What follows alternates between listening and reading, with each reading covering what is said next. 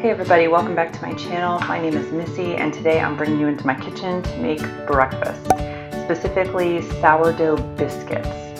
And here are the ingredients. It's my sourdough starter, the self-rising flour, baking powder, and butter. This recipe is kind of close to the King Arthur flour sourdough biscuit recipe. I'll link that below. I just changed a couple little things which I'll talk through. To start out, I'm going to be making a sheet of bacon like I do every Sunday. It's just me and my husband. No, we don't eat all this bacon. We could, but we don't. I actually just was putting part of it in the fridge, kind of forgetting about it, and it was going bad. So instead, I just go ahead and make it all at one time. And then we just will chop up whatever's left over for either salads or keep it around for sandwiches or something like that throughout the week.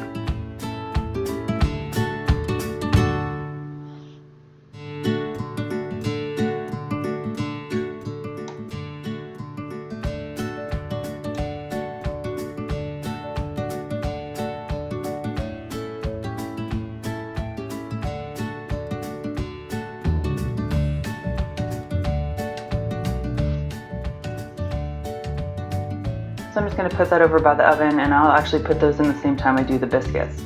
So here's the cheat. I'm using self-rising flour, which already has the baking powder and salt in it for me, so it's just one step. I love to use this stuff for so many things, cakes, biscuits. It just makes life so much easier. So that is 1 cup or 120 grams of self-rising flour I'm using. I'm putting in just a teaspoon more of baking powder just to make sure they have enough lift. And afterwards, I wish I had added a little bit of salt too. I felt like they were lacking in that. But I'm just measuring those out in a bowl and using my bench scraper. That's what that silver thing is there. I actually got that at Walmart, I believe. I'm going to take my stick of butter, 8 tablespoons or 113 grams unsalted cold butter, and I'm going to cube that. So I just cut it lengthways, flip it around, and cut it again. And then I'm just going to chunk that up and throw that in my flour. So after I did this, I realized you probably could really easily use a food processor. That would have made this so much faster, but I didn't feel like pulling it out. I didn't even feel like getting my pastry blender either. I just used my fingers. So you can see me just chucking it here in the flour. And then what I'm gonna do is just take my fingers, coat all of those little butter chunks with flour, and just kind of squeeze them between my fingers. This is the same process I used to make pie dough, except for pie dough, I'm gonna leave the butter pretty large so I get flaky crust, but for the biscuits I'm going to try to get it pretty fine. So this actually takes me quite a bit of time. I think I was actually talking to my husband here.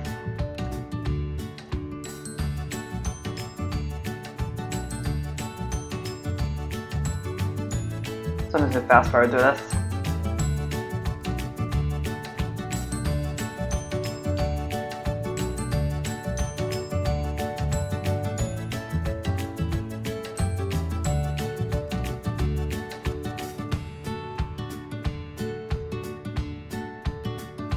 So once you work that butter in and it's evenly crumbly, you can put it aside. I actually shoved mine in the freezer because it was pretty hot in Virginia that day and I didn't want it to melt while I was getting my starter ready.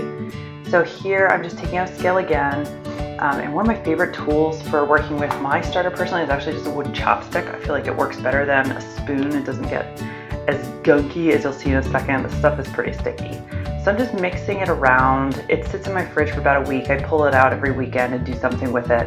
And sometimes it'll separate. You'll get I think it's called a liquor, but there's a liquid on top and it mixed right in. So here I am dumping out 1 cup or 227 grams of sourdough starter, unfed discard, meaning it hasn't been fed in a while, not since the week before. So I'm just gonna dump that out.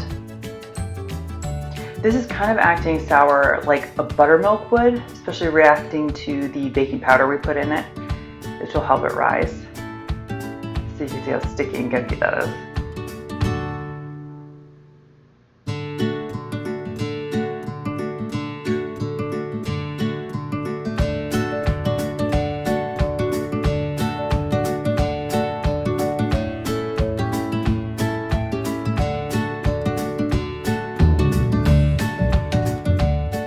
Now I'm going to show you guys just how I feed my starter. So once I use it on the weekend, if I'm not actively going to be making any kind of bread with it, I'm just going to take some regular all-purpose flour And I'm going to do a ratio of 114 grams of the sourdough that's left, sourdough starter that's left, which I'm pretty confident that's what's in there. And I'm going to add 114 grams of the all-purpose flour and 114 grams of just tap water. I'm sure you're supposed to use like filtered water or something, but I've used tap water and it's been totally fine. I've had this starter for not too long, probably about 3 months, and it's been working out pretty well.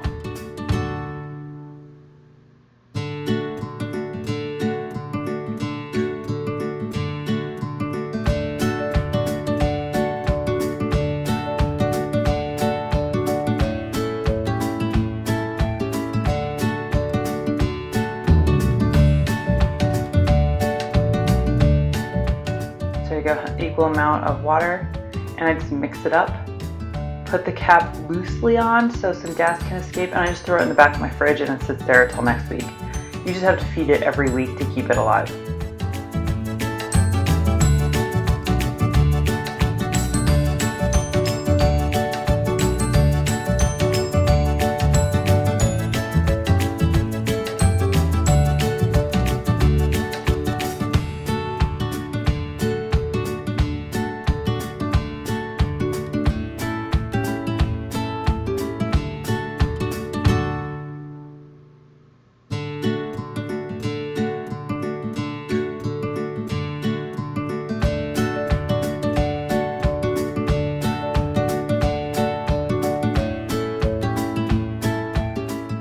Okay, so I have our flour and butter mixture out of the freezer, nice and cold.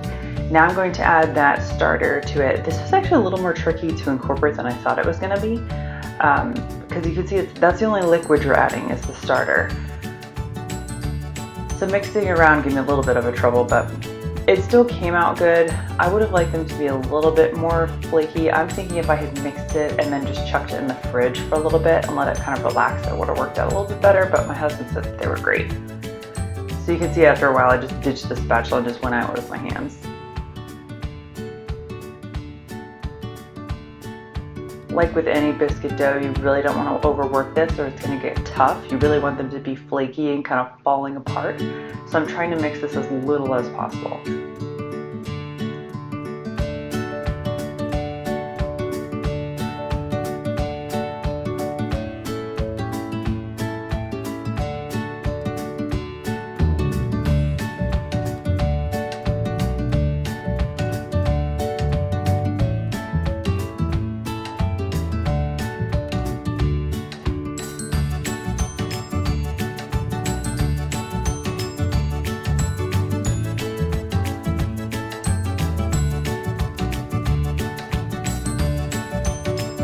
Just throwing a little bit of flour down my surface.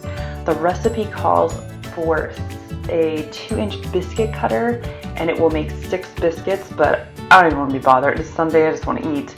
It's hot outside, so I'm just going to take my bench scraper and cutting this into 6 little squares, and it came out totally fine.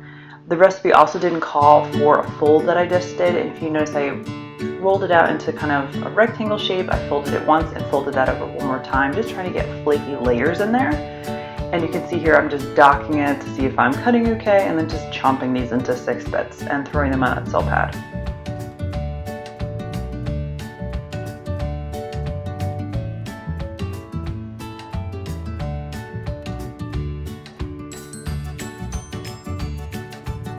So at this point, the recipe says to put your biscuits in a preheated 425-degree oven for 20 to 23 minutes. I decided to put a egg wash on top. We are already having eggs and bacon in addition to the biscuits. So I am a scrambled egg fan, so I was just going to use some of my scrambled eggs on top. My video cut out so it doesn't see all of this. But I'm just putting 2 eggs in a bowl. You don't need 2 eggs for this, for 6 biscuits. I would have just done 1. But here's just 2 eggs, a splash of water. I just covered them with a silicone pastry brush and shoved them in the oven. Same with the bacon.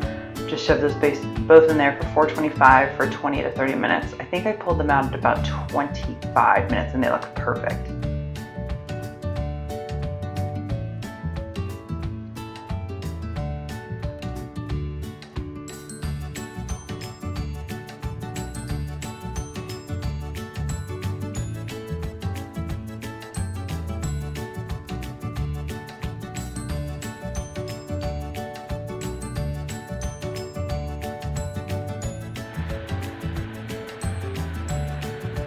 now I'm making the eggs.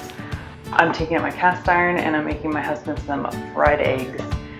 I personally don't like fried eggs, I like scrambled eggs, but he likes them, so make sure that's heated up. And I'm taking out my biscuits here. I think it was about 20 minutes. And the recipe actually says to remove them from the oven. You can serve them warm. It also says you can cool them completely, wrap them in plastic, and store them at room temp for several days, or you can freeze them for up to 3 months. So here in my cast iron, I was just throwing some ghee in there. If you noticed, it was actually liquid because it was so hot that morning. So throw that in there. You can see it's smoking, so it's definitely hot enough, and I'm just chucking 2 eggs in here.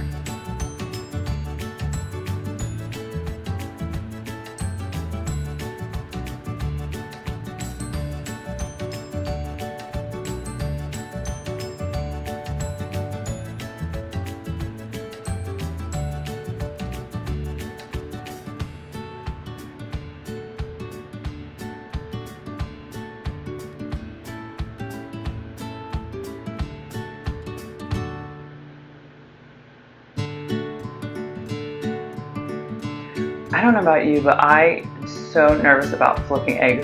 That first one flipped so nicely for me, and the other one was giving me trouble. It doesn't matter though, it's your kitchen, it's not like it's the Food Network. You're gonna eat it anyway, it's fine if it's not perfect.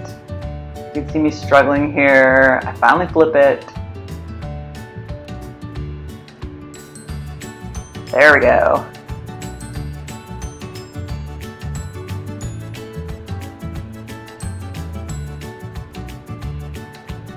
So here's a tip, my cast iron will smoke after you don't have anything in it. I just chuck it in the oven, kind of reduces the smoke there. Now I'm just taking out a pan for me, putting a little more ghee in there for the scrambled eggs. And this is the egg wash I used for the biscuits that I'm just gonna chuck in there when that pan gets hot. This I should have done as soon as the bacon came out, but it skipped my mind. I'm taking the bacon here and putting it on a rack. And you can see all that bacon grease that is actually not gonna go to waste. Later that day we had for dinner, I think it was chicken, and I did the Brussels sprouts roasted in that bacon grease. It was amazing. So just dumping in my eggs, giving it a little zhuzh. I personally like my scrambled eggs completely well done, almost browned on the outside. I know some people find that really gross, but I cannot stand runny eggs. I don't know about you guys.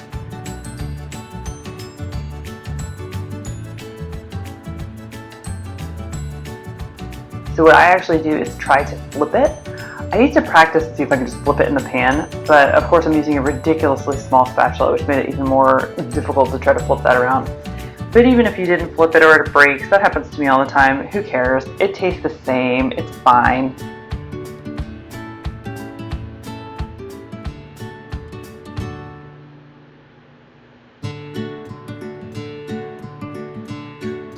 See, I didn't do a very good job. It's not even an omelet, it's just an egg omelet, I guess.